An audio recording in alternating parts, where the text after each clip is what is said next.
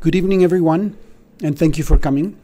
It is a great pleasure for me to welcome you. My name is Max Bonilla. I'm the International Director of the Expanded Reason Institute. And for us, it is in the University Francisco Vitoria a great honor to have all of you here, and especially today, virtually, unfortunately, Dr. William Halbert from Stanford University. So I would like to introduce him. This in the program says is a colloquium, a conversation, but we're not going to have a conversation. We're instead going to benefit entirely from his talking to us about this important topic of transhumanism.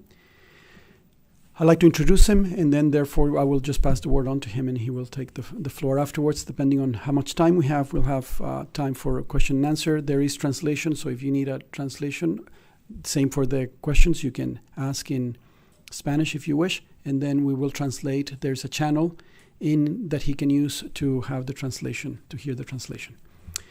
William Halbert is a physician and adjunct professor in the Department of Neurobiology at Stanford University Medical Center. After receiving his undergraduate and medical training at Stanford, he completed postdoctoral studies in theology and medical ethics, studying with Robert Hemerton Kelly, the Dean of the Chapel of Stanford, and subsequently with Reverend Louis Bouillet at the Institut Catholique de Paris. His primary areas of interest involve the ethical issues associated with advancing biomedical technology, the biomedical basis of moral awareness, and studies in the integration of theology and philosophy of biology. He was instrumental in establishing the first course in biomedical ethics at Stanford Medical Center and subsequently taught bioethics to over 6,000 Stanford undergraduate students in the program in human biology. Dr. Halbert is the author of numerous publications on science and ethics, including the co-edited volume Altruism and Altruistic Love, Science, Philosophy, and Religion in Dialogue.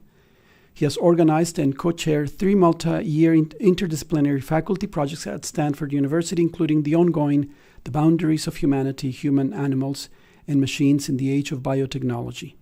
In addition, he was co-leader, together with UC Berkeley professor and 2020 Nobel Prize recipient Dr. Jennifer Doudna, of the Challenge and Opportunities of Gene Editing, a project for reflection, deliberation, and education.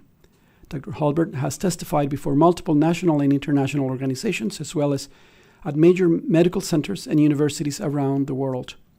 He has worked on projects at NASA and at the Center for International Security and Cooperation. Until 2009, Dr. Halbert served on the U.S. President's Council on Bioethics. Dr. Halbert, it's a great pleasure having you. Welcome. The floor is yours. Thank you. So I need to share my screen, I guess, here.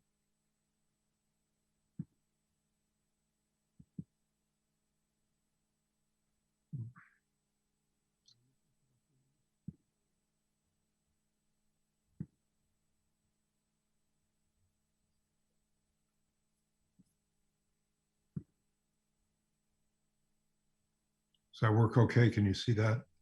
Yes, looks great. Okay.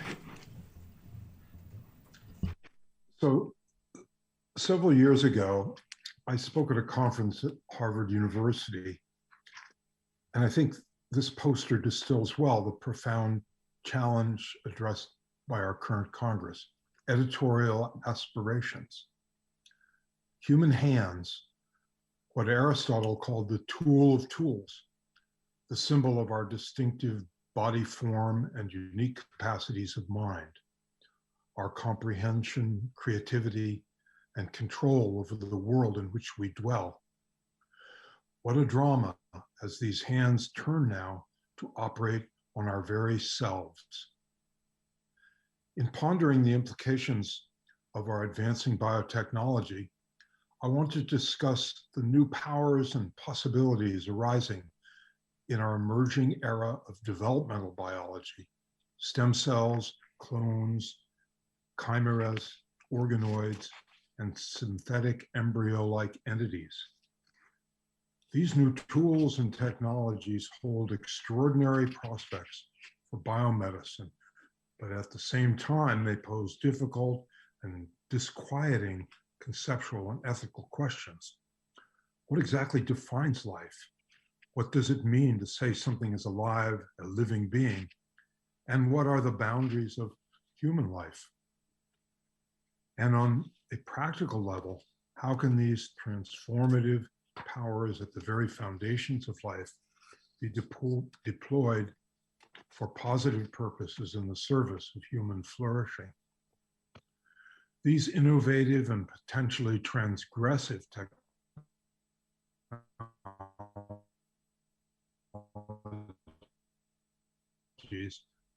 raise issues for which we have traditions, yet there are matters of central significance for the character of our civilization and perhaps the very future of our species.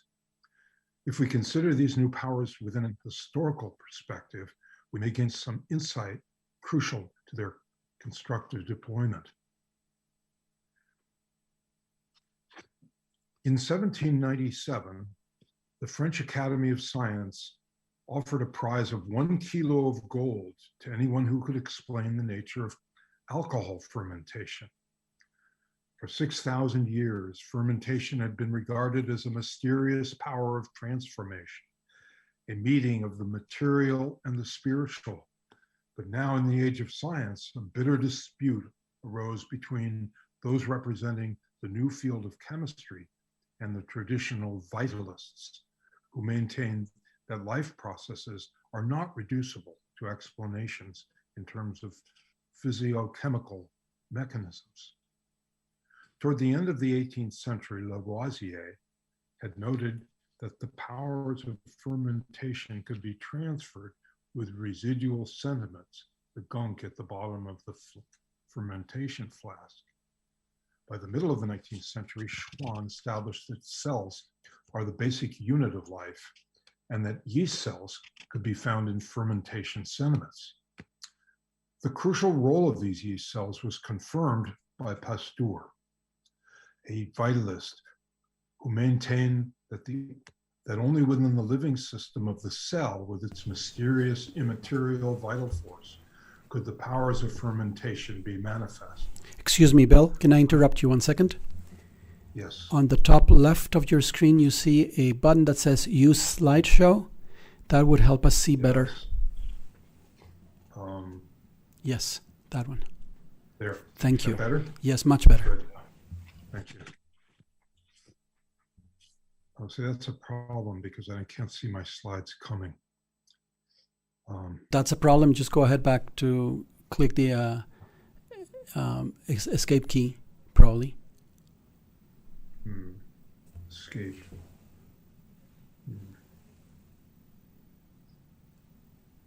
Oh, I could probably do this. Let's not worry about it. So Pasteur thought that only within living systems of the cell, with its mysterious immaterial vital powers, could fermentation be manifest. But in 1897, the German chemist Edward Buchner prepared an extract of yeast and noted that this clear, slightly yellow filtered fluid was fully capable of fermentation, even apart from its cellular source. Buchner's discovery led to the isolation of the enzymes of fermentation and the chemical description of this fundamental organic process. With this decisive blow to vitalism, the field of biochemistry was born, and with it, the reductive and analytic approach to the study of life. The impact of this conceptual revision is evident in the dramatic advances in biology throughout the 20th century. By breaking down organic systems into their component parts and looking at living beings in terms of inanimate matter, we opened a dramatic era of scientific advance and discovery, basic biochemistry and molecular genetics that has culminated in the sequencing of the human genome. Yet for all the gain from this conceptual revolution, it has come at a cost in our understanding of living nature. During my undergraduate studies at Stanford, my first course in biology was held in the zoology building, prominent edifice at the front of the main quad. Here's the front of the quad, the typical picture of Stanford. The foyer of this august hall was adorned with multiple and dramatic exotic stuffed birds and mammals, flanked by display cabinets of ancient fossils and specimen jars of animal embryos at various stages. Color, form, dynamic process. It spoke of the vibrant organic powers of living creatures in their growth, development, and adaptive behaviors. Within 2 years, the biology department had moved to a modern facility packed with brightly lit labs for the study of molecular biology, now the unifying field of biology and biomedical research. With this emphasis on molecular parts and metabolic processes, a mechanistic model prevails. Biological beings come to be seen as deterministically driven by genetic programs. We lose appreciation for the overarching unity and integrity of form, the principle of organization and coordinated coherence of the organismic whole. Drained of their aliveness, we cease to acknowledge the still mysterious interior dimensions of living beings, sentience, subjectivity, and self-awareness, and their complex context and connection as creatures evolved, embodied, and embedded within the social and ecological dynamics of the wider world. Increasingly, we lose our sense of cautionary reverence and respect and come to regard all of living nature as mere matter and information to be reshuffled and reassigned for projects of the human will. Now, however, as we move on from genomics and proteomics to the investigations of developmental biology, we're returning to the study of whole living beings. We're recognizing the inadequacy of our mechanistic paradigms and the limitations of the reductive and analytic approach. And we are becoming acutely aware of the increasing scope and potential powers of our advancing biomedical technologies and the conceptual dilemmas and practical dangers they deliver.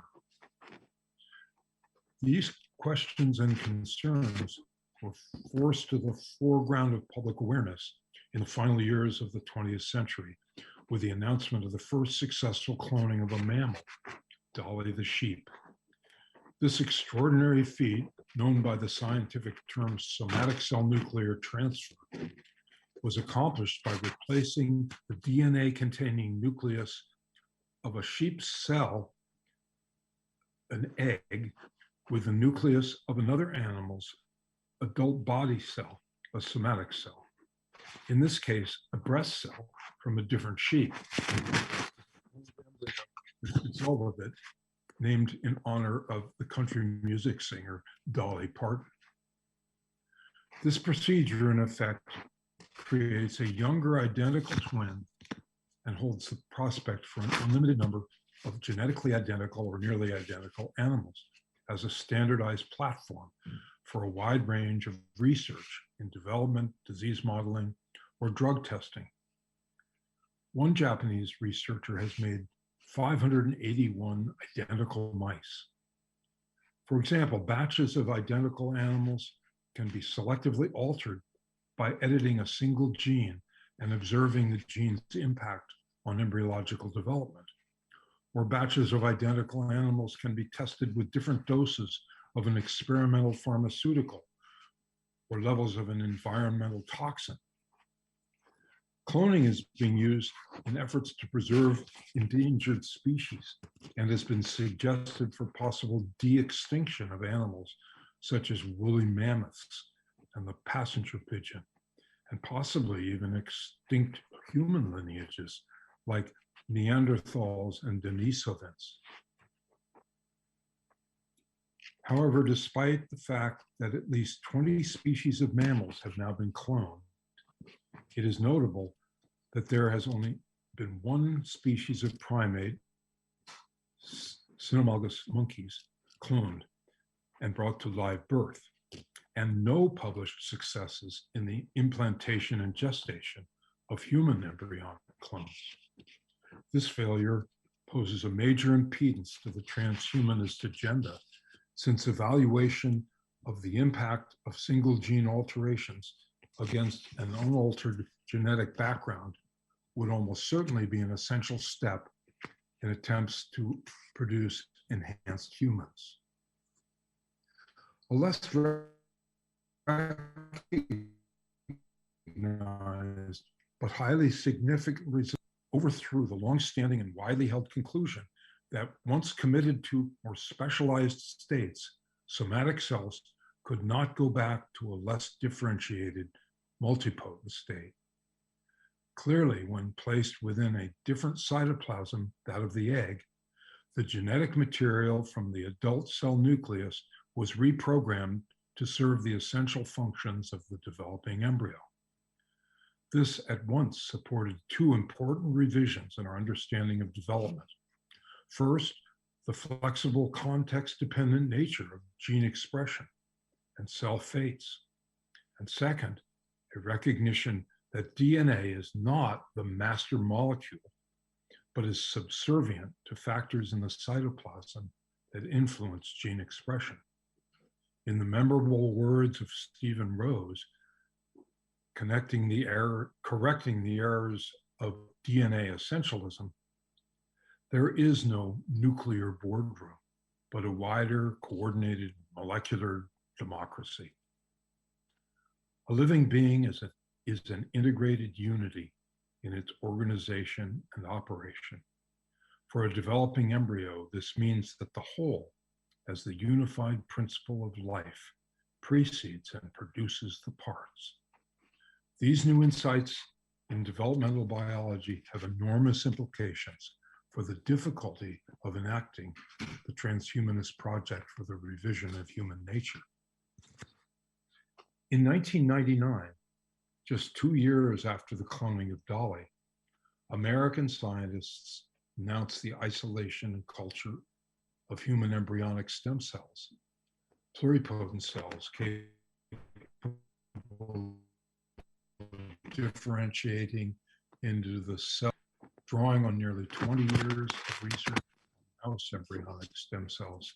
Scientists immediately recognized that if these cells could be isolated from cloned human embryos, they might be coaxed to produce specialized patient-specific cells, tissues, and even organs for research and therapeutic purposes.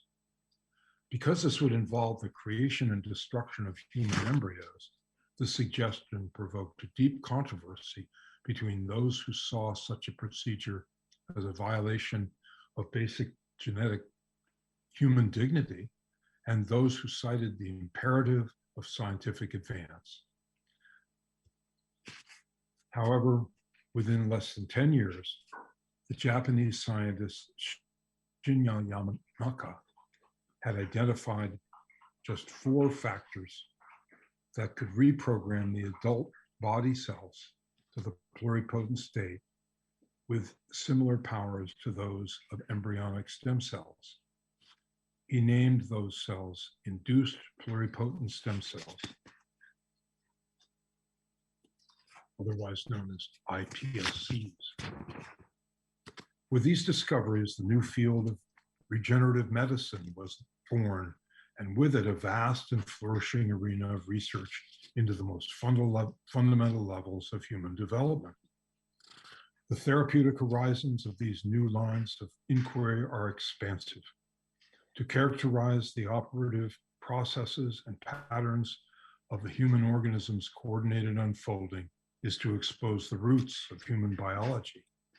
Beyond the obvious benefits of therapy, understanding the biological factors behind the estimated 8 million congenital defects per year, which is 6% of worldwide births, there is a growing intuition that many pathologies manifesting only later in life have their origins in early development. Moreover, essential health-sustaining functions, such as wound healing and tissue regeneration, as well as pathological processes such as cancer and the factors that work in the pace and procession of natural aging, engage many of the same basic cell processes deployed in the early stages of life. It seems clear that our deepening knowledge of developmental biology holds great promise for the mediation of constructive and compassionate therapeutic advances, as well as certain more controversial interventions beyond the traditional scope and purpose of medicine. Over the past decade, as research in regenerative medicine has proceeded, there have been important advances in related technologies, most significantly improvements in monitoring changes in gene expression levels and individual cells, and more powerful and precise tools such as CRISPR-Cas9 for gene editing. Likewise, refinements in cell culture techniques have opened a range of new studies in cell signaling and dynamic lineage differentiation. Early on in the study of embryonic stem cells, researchers noted that the remarkable capacities of these cells to self-organize into structures with some embryo-like features. This suggested that direct crosstalk between cells was inducing differentiation and promoting the basic patterns of natural development. The hope was that identification of the chemical signals involved might allow the culture of distinct cell types in simple two-dimensional culture systems. This would allow the production of abundant quantities of a range of cells and tissues, such as blood-forming elements or insulin-producing islet cells, for therapeutic transplantation. However, after numerous frustrating failures, it soon became evident that far more complex interactions involving subtle physical forces and positional dynamics are crucial for natural developmental process. It is now clear that proper production of the parts is in large measure dependent on the integrated development of the whole organism. Nonetheless, more complex and refined techniques of culture, including three-dimensional systems with structural scaffolds, microfluidics, and rotating cylinders, are stimulating more of the natural conditions of embryogenesis and allowing important insights and practical advances in understanding and promoting the processes of natural development in vitro systems. These innovations have given rise to the burgeoning new arena of organoid research. Organoids are three-dimensional cell cultures derived from stem cells or tissue-specific progenitor cells, which aggregated in patterns that harness in vitro the self-assembling powers of natural organ development. Beginning with more differentiated cell types allows a fuller recapitulation of specific organ structure, and therefore a better model for studying organ development and function. Organoids have been created for a wide range of tissues and organs, including lung, liver, kidney, and intestines, as well as reproductive organs such as the fallopian tubes and endometrium, the lining of the uterus. This latter category is a step toward the troubling prospect of extracorporeal gestation of human embryos. Some of these organoid systems exhibit remarkable similarities to natural organs and may exhibit functional properties such as hormone secretion, filtration, and peristalsis. They can be produced to scale and used for studies of development and regeneration, as well as disease modeling and high throughput drug screening, and possibly in the future, individually tailored therapies, including genetically enhanced tissues and organs for transplantation. However, aside from more complex protocols. These in vitro productions are very small and generally lack natural vascularization, nerve innervation, and immune cell infiltration. So, as with cell therapies, efforts for the production of transplantable organs have been disappointing. More plausible and efficient means of producing human cells, tissues, and organs fit for transplantation involve harnessing the precise and sophisticated dynamics of natural organismal development. Insertion of human stem cells into the early embryo, the blastocyst of an animal host, creates a chimeric organism and therefore bypasses the painstaking search for the essential conditions required for in vitro organ modeling. The host animal embryo naturally supplies the donor human stem cells with numerous molecular factors and cellular cues for their respective patterns of chronicity and effortless bioreactor for the generation of human organs. To ensure the creation of a target organ comprised solely of human cells, genes essential for the formation of that organ in the animal host can be knocked out using CRISPR-Cas9 or related methods, vacating a developmental niche for the human cells to occupy. Sheep and pigs have been suggested as ideal livestock chimeric hosts, despite the superior potential of certain non-human primates, because the size and structure of chimeric organs, even in comprised of human cells, are dictated by the body plan of the host animal, as demonstrated in mouse rat chimeras. Using a technique called Blastocyst complementation, the developmental secrets whispered within the womb are secretly deployed. Relatedly, scientists may opt to modify genomes of human donor cells, eliminating or enhancing certain traits of the resulting organ, perhaps in order to overcome or compensate for pathological processes in the transplant recipient. Likewise, American may allow for the large scale and efficient production of genetically specific adult or progenitor cells that would be superior for the creation of organoid culture systems.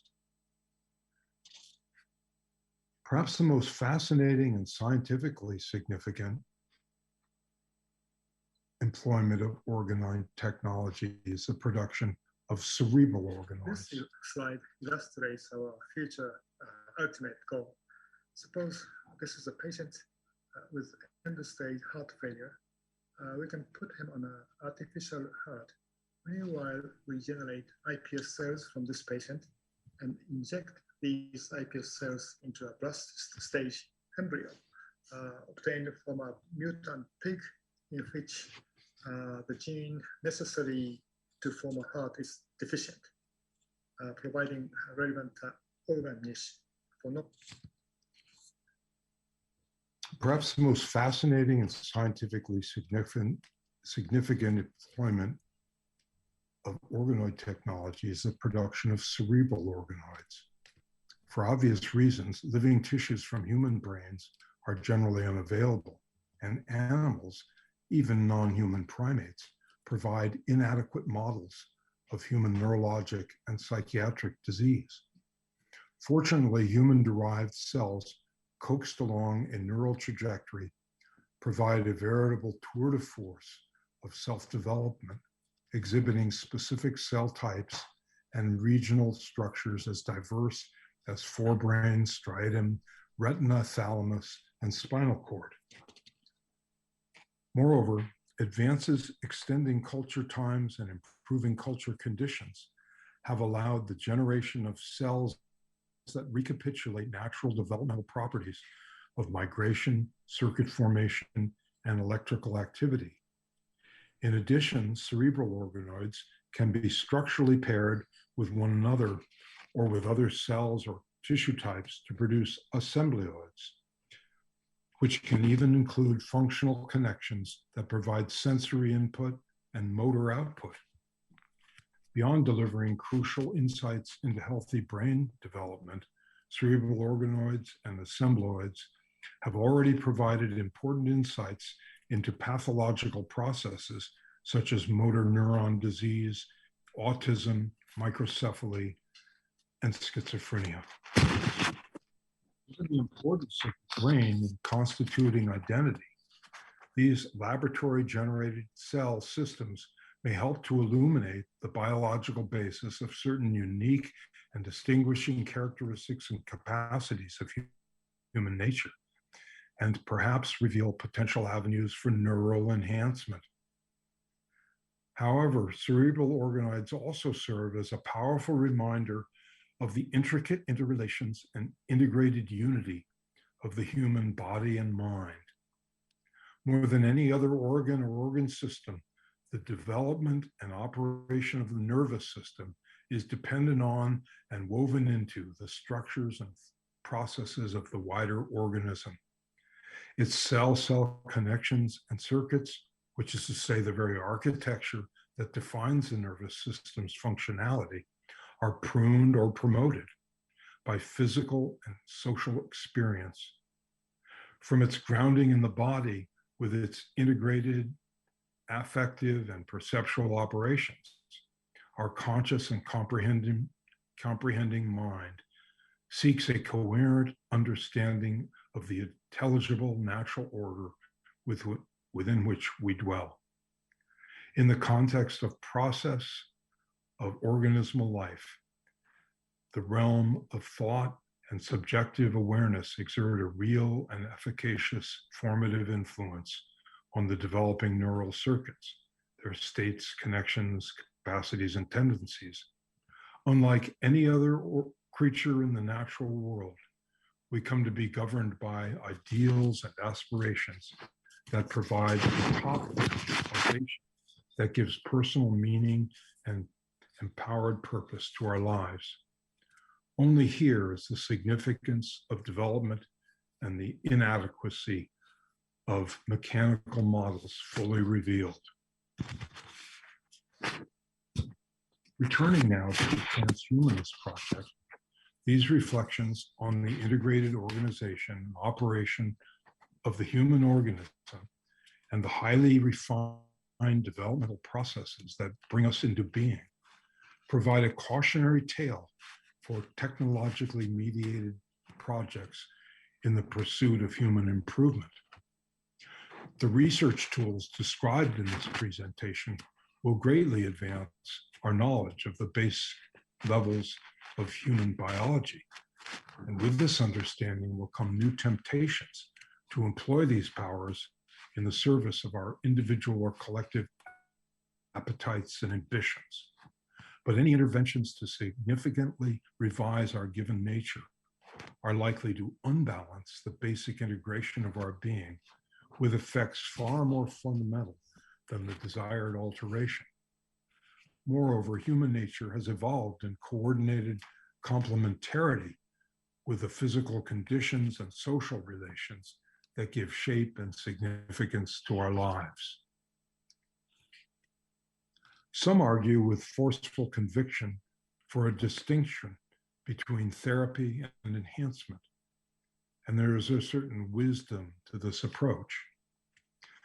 In the final end, however, a medical model is inadequate to our task. What is needed is a broader ethical frame that defines more clearly the meaning and purpose of human life. For example, a surgeon operating on a child's eye may rightly take a drug to steady his hands. Yet even if we limit our interventions to serious purposes, many projects proposed as medical procedures, including germline genetic engineering and other therapeutic interventions during early development, would require the instrumental use of human embryos. and perhaps even later stage fetuses to establish the safety and efficacy of the intended operations, in effect, devaluing and degrading the very humanity we are trying to heal. But this raises a deeper question.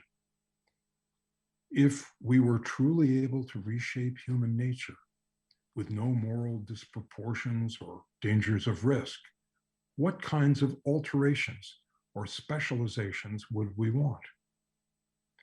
In fact, we may already be optimized as general purpose organisms, adapted not for a specialized niche, but adapted for adaptability, for open indeterminacy in body and mind.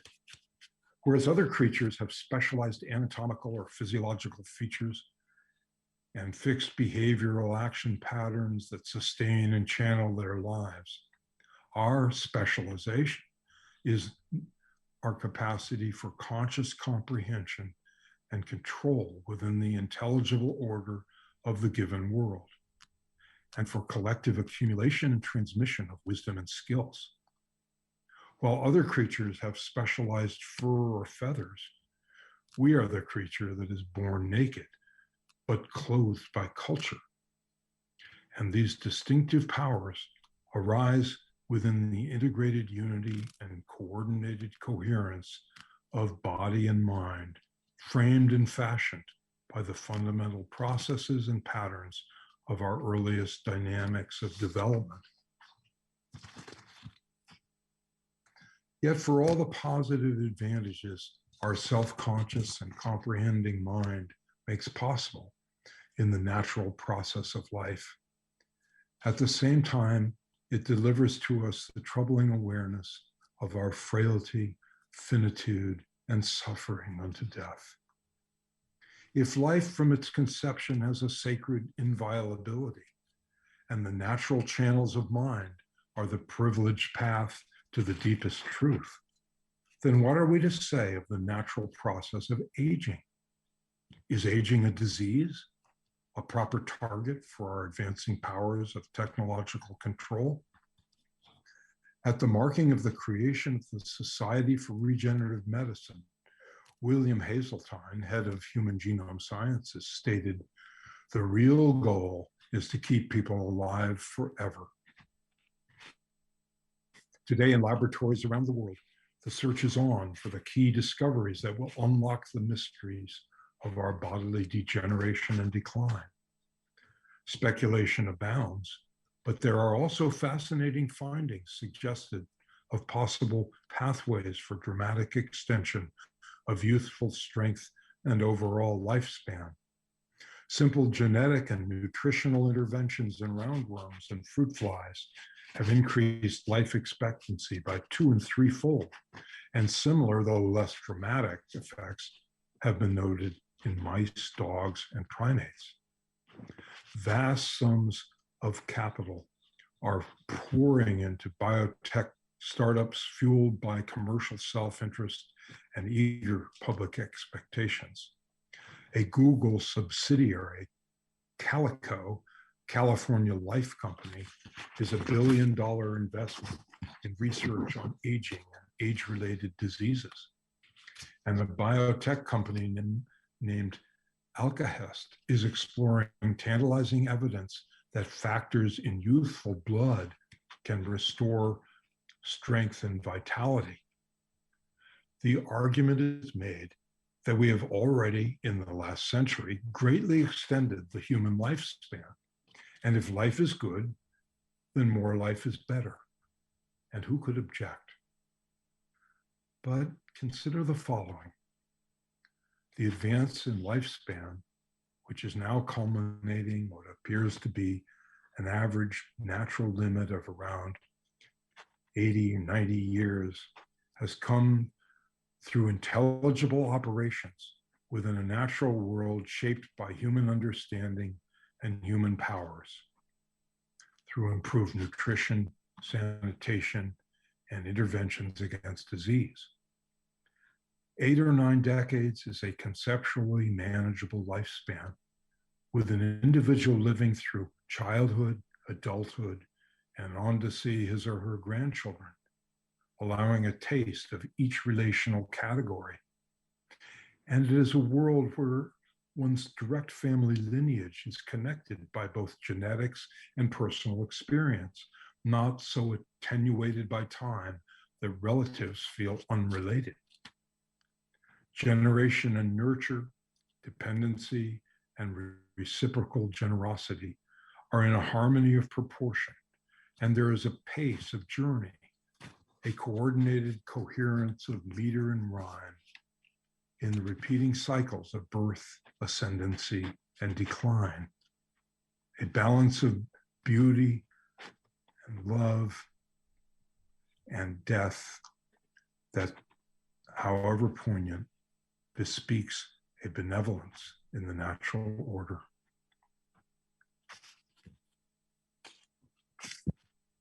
These considerations bring us to a crucial question. What kind of knowledge is able to guide and govern our dramatic new powers over human life? Is the rationality and objectivity of our science, together with our natural inclinations and needs, sufficient to safeguard and secure the highest human good? Or is there a goodness and meaning in life that is so fundamental that it's too wide for our scientific vision and too deep to be plumbed by the imperious exigencies of natural desire? If we go with the grain and travel along the gradient of an endless series of immediate impulses, will we improve the parts and heighten the present while losing the coherence of an integrated whole?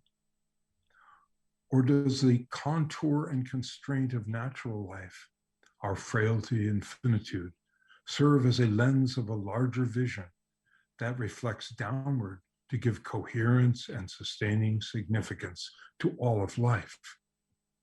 In the unfolding of birth and growth, aging and death, is something evident that could not be seen outside of this drama of time, a spiritual coherence that seamlessly binds earthly life and its processes to a source and significance that at once transcends and gives purpose to the processes of the earth, lifting us to a dignity beyond all disorder, decay, and death. Without such a coherence between time and eternal truth, it is difficult to see how ultimately life could be anything but a process without purpose, a circumscribed project of purely private significance. Natural desire would lead us to either attempt to extend time as far as technologically possible, or to dissolve it in the involution of a ceaseless series of self-indulgent distractions. In Aldous Huxley's prophetic novel, Brave New World, Bernard and Lenina are discussing how best to spend their evening together. Lenina, typically jejune, says, "Let's go play electromagnetic golf." Bernard demurs and replies, "No, that'd be a waste of time." Lenina answers back, "What's time for?" Only aging and death remind us that time is of the deepest significance, and that life is not a product, but a meaningful process, a mysterious magnification of soul, a participation in matters of enduring significance that ultimately transcend time itself. We have considered the dilemma posed by our advancing biotechnology, and through them reflected on the enigma of human nature and the grounds of human dignity. Embodied, evolved, and embedded within an intelligible order of being, we are a creature precariously poised between natural limitations and the aspirations of an imagined ideal. We are at once a part of nature and yet strange to nature. We alone among the creatures can assemble the pieces to see pattern and picture, lifted above the flow of to the perspectives of a wider world. We are the part of the whole that can think the whole, conscious and comprehending, yet inescapably rooted in the fragile frame of our physical being. Our very strength has become for us a danger. Now, as we reflect on the promise and peril of our increasing powers over nature and human nature, we must search out the deepest meaning of human dignity, the fullness of freedom and flourishing of life. There's an old saying, the first principle of intelligent tinkering is to not throw away any of the parts. We must not be so foolish as to arrogantly ignore the natural foundations that are the very frame of our human freedom, nor the treasures of our social, philosophical, and spiritual traditions that make that freedom truly free. The very future of our species may depend on this. Thank you.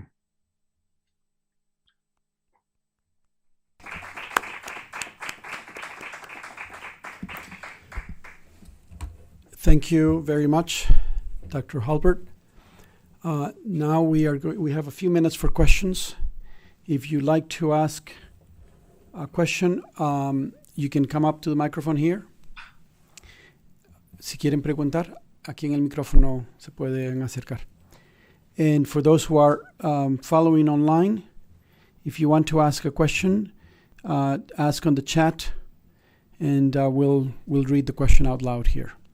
Para los que están en el chat, pueden escribir la pregunta y la transferimos, la leemos aquí. I will begin with a question, if I may. What you describe very beautifully, very poetically, but also very troubling on the question of science and in our deep humanity, is a dialogue that many of us would agree with. But there are a lot of people outside, especially in the highly technical developments that you described at the beginning and throughout, that wouldn't care about this humanity that you're describing. How do we, before we even try to convince them to think differently about the work that they're doing, how do we draw the line as to decide, as to say this is a great development, technically speaking, and also a very good advancement for humanity? You described various aspects that improve the human condition, and then there are others that are much more troubling. How do you draw the line? How do we know where a scientist may or may not continue on a given path? Yeah, that's a very complicated question, because these technologies, there's a imperative of healing that's driving most of this research, but the problem is they are kind of dual-use technologies, analogous to the way nuclear energy can be used to generate power or to produce weapons. The research will go forward at some levels, but it should not be placed into the hands of the scientists to decide exactly what can be or cannot be done. The scientific community has a vested interest in advancing their particular research and inquiries, but the general public that funds and supports the social structures that allow the science should have a role in saying what is and isn't acceptable from a moral perspective. Just in the last few weeks, the International Society for Stem Cell Research came out with principles that they are now advocating to transcend earlier principles to allow research on embryos, for example, that go beyond the longstanding boundary of acceptable research that prevails in many countries. Quite a few countries, not the United States, federal funding, but many countries allow research up to 14 days. The International Society for Stem Cell Research has now said that the research beyond that boundary should be allowed, because there's so many good scientific projects that would advance our knowledge of human development if we do allow it. But earlier, the boundary was portrayed as an ethical boundary, one that we should not cross for ethical reasons. And so this just seems like a kind of a self-fulfilling ethical judgment, and that's not the way it should operate. It should be governed by social discussion, some democratic process. So yeah, I agree with it. That's very problematic.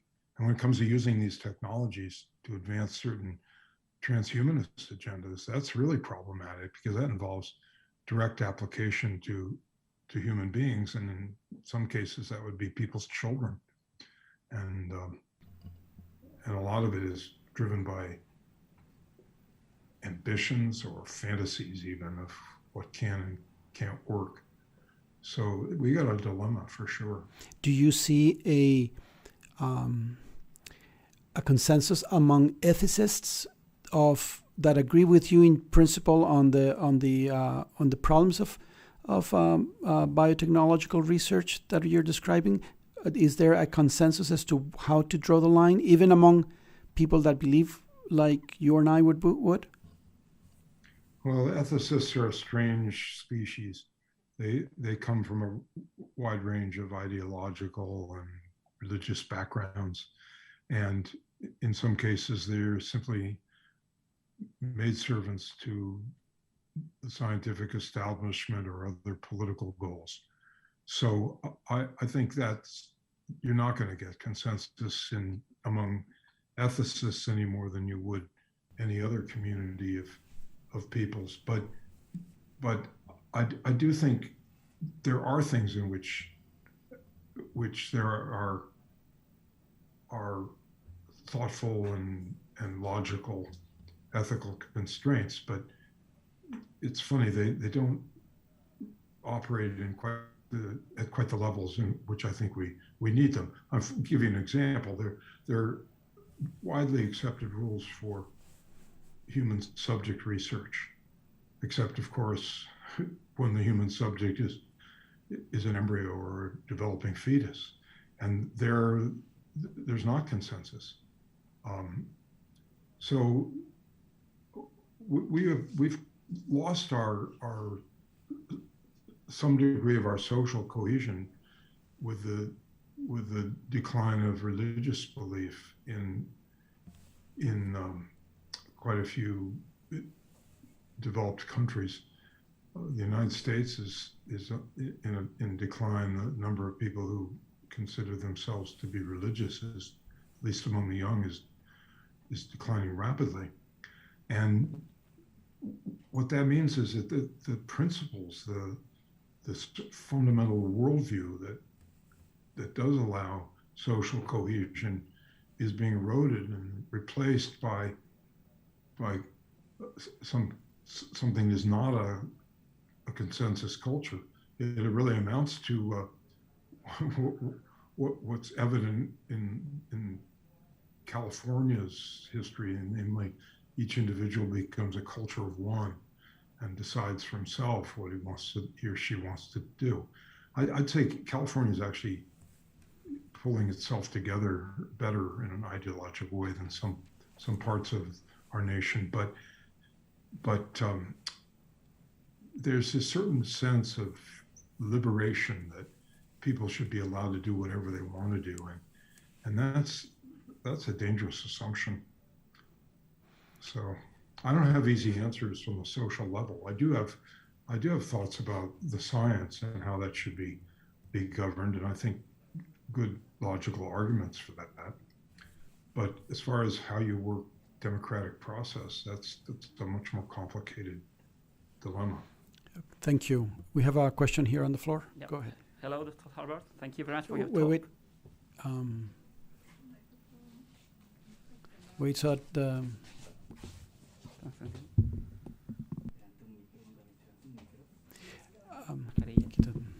Canto algo. Hello, Dr. Harbert. Thank you very much for your talk. And this is more an open question for the audience as well, just to participate a little bit, and more than a question to be answered. It's more a reflection. So from your point of view, on your opinion, what would be or should be our role from two different points of view as a scientists and lecturers in this paradigm related with these techniques? So from the what would be our role from the scientific point of view in the way in we do research and in the way in we teach in our lectures? I'm not quite sure I understand your question. What should the role of the audience, of all of us be, exactly, as researchers and scientists and as university professors? That's right. What can we do? What can your audience do? It's more an open question, just to reflect, to think about that. No. Well, I will make a comment on that. And that is, I think these issues are not issues that are purely technical or scientific in nature at their foundations. These are issues not for elite intellectuals or specifically scientifically trained individuals. These are questions for the whole human family, from the people who will actually be impacted by these technologies. And therefore, I think, as with many other issues in our civilization's history, it's crucial that we get some understanding of them, at least what's at stake in the decision. Obviously, everybody can't understand the techniques and the implications of the science, but they can look at how the science is manipulating nature, altering human relations, producing competition between individuals that's corrosive to human solidarity, or providing very positive advancement without negatives. I mean, we all have a role to play in evaluating this. And when it comes to deep abstract questions of value and belief, every one of us is a kind of authority in a certain way, because beliefs and values are something that are not the product of pure factual knowledge, but a worldview that is the product of wisdom obtained through living. And so, for example, if a person is a parent, the individual will learn what it means to raise a child and to love a child.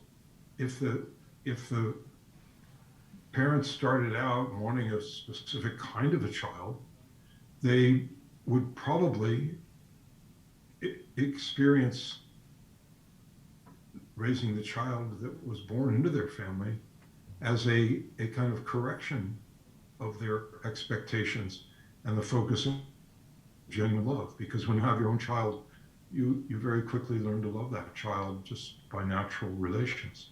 And you suddenly see how unimportant it actually was that the child be perfect. They're the individual that's given to you. And the unconditional love, I think, flows logically and naturally from a positive, happy family. So it's the experience of living life that I think should go into these decisions, not some kind of rational or ideological arguments. Thank you. Thank you, Dr. William Halbert. It was a great experience for all of us to hear you, a wonderful event tonight. We have run late because we started late, but now we need to move to the next, the closing plenary. So thank you very much. Thank you, everyone, especially Dr. Halpert. Thank you.